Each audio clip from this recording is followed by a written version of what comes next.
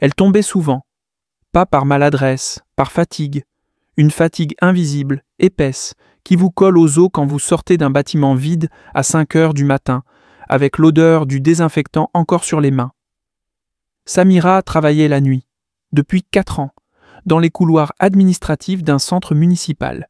Elle nettoyait les bureaux que personne ne voyait, et personne ne la voyait non plus. Chaque soir, elle passait prendre les clés à une petite agence sous-traitante dans le 19e. Un badge temporaire, un contrat verbal, et toujours la même phrase. On t'appelle si ça change. Mais ça ne changeait jamais. Jamais un CDI, jamais de bulletin de paie, juste un virement, et le silence. Elle avait fini par s'habituer, parce qu'elle avait besoin de payer le loyer, parce qu'elle avait 3 enfants, et parce que quand on répète à quelqu'un qu'il a de la chance de travailler, il finit par croire que se taire fait partie du contrat. Mais ce soir-là, un détail allait tout faire basculer. Il était 22h14. Le sol était encore mouillé du premier passage quand Samira entendit un bruit dans l'escalier de secours. Une bouteille qui roule, puis un cri étouffé. Elle sursauta, glissa et chuta lourdement sur le flanc gauche. Un choc sec, une douleur vive à la hanche. Et le vide. Elle resta au sol, le souffle coupé. Personne, pas un collègue, pas un agent de sécurité, juste elle. Elle et cette douleur qui montait. Elle attendit, longtemps, puis rampa jusqu'à son téléphone, appela le 15. « Je suis seule, je travaille dans les bâtiments de la mairie. Je suis tombée. »« Vous êtes fonctionnaire ?»« Non, je suis en sous-traitance. »« Quel est le nom de votre société ?» Samira hésita. « Je ne sais pas. Enfin, j'ai un contact. Mais je ne suis pas déclarée. » Un silence. Puis la phrase qui allait tout faire basculer. « Madame, sans déclaration officielle, cette intervention sera facturée. » Elle raccrocha, les larmes aux yeux. Pas parce qu'elle avait mal, mais parce qu'elle comprenait. Tout ce qu'elle faisait n'existait pas. Le lendemain, une amie l'amena à l'hôpital. Une fracture. Un arrêt recommandé de 6 semaines. Samira demanda un certificat pour son employeur. Mais quand elle appela l'agence, le numéro était désactivé. Plus rien, plus personne. Elle se rendit à la mairie avec ses béquilles. À l'accueil, elle tenta d'expliquer « Je suis la femme de ménage du service urbanisme. J'ai eu un accident. »« Vous travaillez ici, madame ?»« Oui, la nuit, depuis 4 ans. »« Nous n'avons aucun dossier à votre nom. » Elle sortit. Tremblante, hébétée. Elle n'existait pas. Ce soir-là, elle posta une photo de son badge, périmé sur un groupe Facebook local. Juste une phrase. « Je nettoyais vos bureaux la nuit. Je suis tombée. Et maintenant, je n'ai plus rien. » Elle ne s'attendait à rien. Juste qu'on lise, qu'on sache. Mais le lendemain, un message privé apparut. Une simple notification. « Bonjour, je suis journaliste pour un média indépendant. Est-ce qu'on peut parler ?» Samira hésita. Elle n'était pas prête à s'exposer. Elle avait peur de perdre les quelques heures qu'elle espérait reprendre un jour. Mais elle accepta. Et raconta. Sans colère, sans cri. Juste les faits. L'article fut publié 3 jours plus tard. Elle travaillait de nuit, mais elle n'a jamais existé dans les fichiers. Un détail attira l'attention. La mairie. Un bâtiment public. Une sous-traitance opaque. Et parmi ceux qui lurent l'article, il y avait Omar Sy. Il partagea simplement la publication. Sans commentaire. Juste une phrase, en majuscule. Travailler n'est pas un privilège, c'est un droit. Et à partir de là, rien ne serait plus jamais comme avant. Elle ne comprenait pas. Pas encore. Comment une photo floue d'un badge usé, posté à 2 heures du matin depuis un petit appartement de banlieue, avait pu traverser les réseaux comme une traînée de poudre. Le matin même, elle s'était réveillée avec plus de 400 notifications, messages, commentaires, partages. Son téléphone vibrait sans cesse, et parmi les noms familiers, un qui ne l'était pas. Omar Sy. Elle pensa d'abord à une blague, un faux compte. Mais c'était bien lui. Photo certifiée, millions d'abonnés. Et ce message épinglé au-dessus de sa publication. Travailler n'est pas un privilège, c'est un droit. Le cœur de Samira s'arrêta une seconde, puis repartit plus vite. Sa fille entra dans la cuisine en courant. « Maman, tu passes à la télé, ils parlent de toi. » Elle s'approcha. Sur l'écran, un bandeau défilait. Témoignage choc, une femme de ménage non déclarée blessée en service. Le journaliste parlait d'un trou noir administratif, d'une opacité des sous-traitances publiques. Et pour la première fois de sa vie, Samira entendit son prénom à la télévision, pas dans une affaire de drame, pas comme victime, mais comme lanceuse d'alerte. Ce jour-là, les appels affluèrent. Des radios, des associations, des collectifs féministes, des syndicats. Tous voulaient l'entendre. Tous voulaient qu'elle parle. Mais Samira ne savait pas si elle en avait la force. Elle n'était pas militante. Elle voulait juste travailler, vivre dignement, payer le collège de son fils, soigner sa hanche, reprendre ses heures. Pas devenir un symbole, mais le symbole l'a rattrapée. À la mairie, l'ambiance changea. Une journaliste locale tenta d'obtenir un commentaire. On lui répondit « Nous ne sommes pas responsables de la gestion de ces profils externes ». Puis, le lendemain, un communiqué fut diffusé. La mairie condamne toute forme de non-déclaration de travailleurs. Une enquête sera ouverte.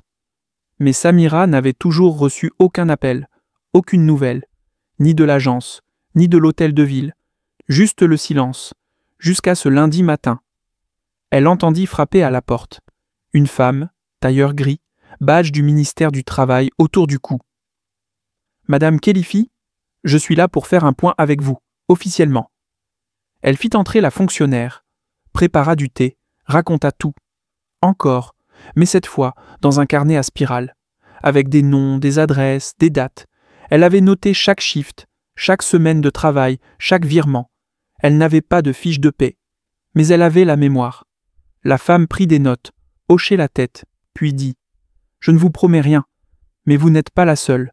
Ce que vous décrivez, on le voit de plus en plus. » Samira sentit une rage douce monter en elle. Alors pourquoi personne ne fait rien ?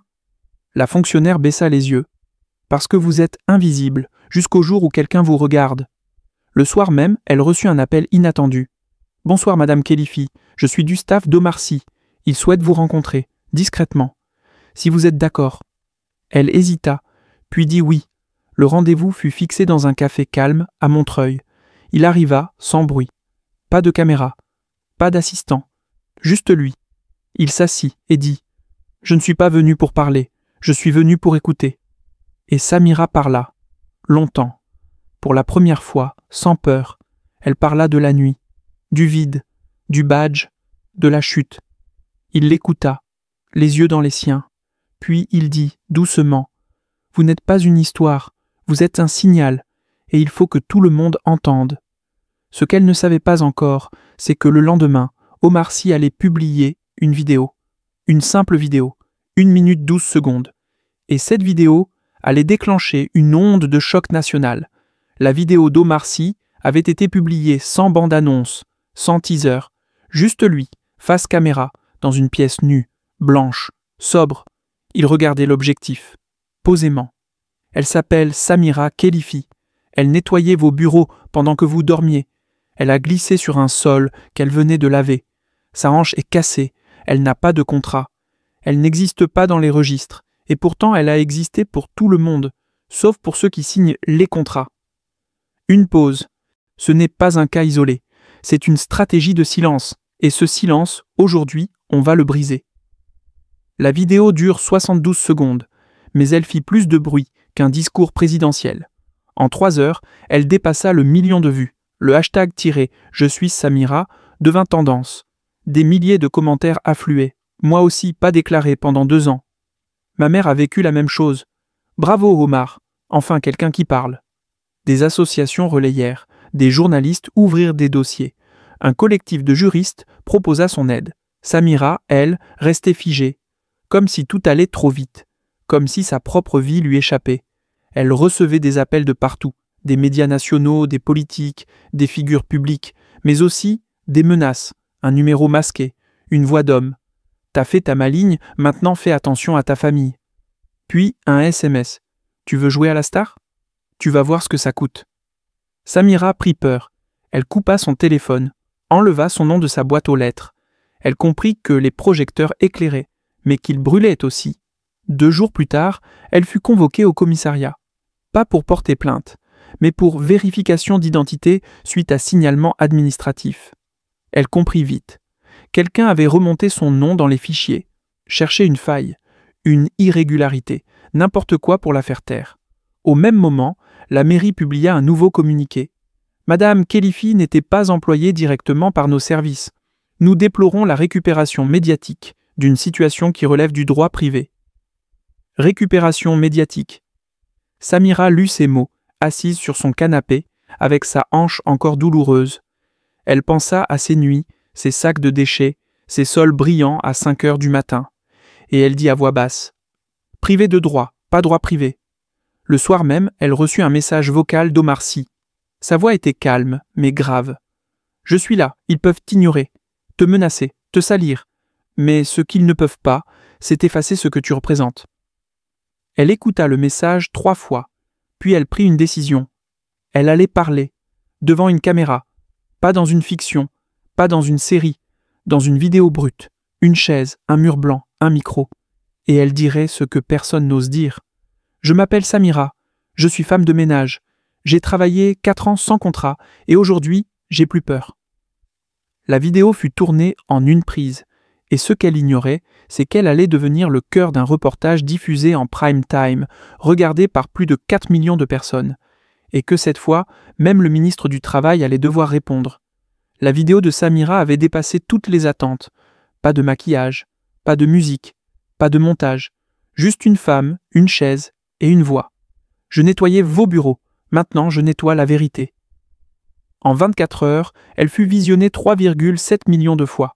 Elle passa dans les classes, les foyers, les halls de gare. Des chaînes de télévision la reprirent. Des personnalités l'encensèrent. Une pétition fut lancée. Justice pour Samira et pour toutes les invisibles. En 2 jours, 682 000 signatures. Mais avec la lumière, vinrent les ombres. D'abord, un thread sur Twitter, relayé par un expert RH. Attention à ne pas glorifier des profils à la situation floue. Rien ne prouve que cette personne ait travaillé légalement. Puis un article dans un site pseudo-journalistique titrant « La vérité sur Samira, une manipulation émotionnelle ?» Dans les commentaires, encore une histoire montée en épingle par les gauchistes. Elle veut juste de l'argent. Et pourquoi elle n'a pas dit tout ça avant? Samira les lisait, elle ne dormait plus.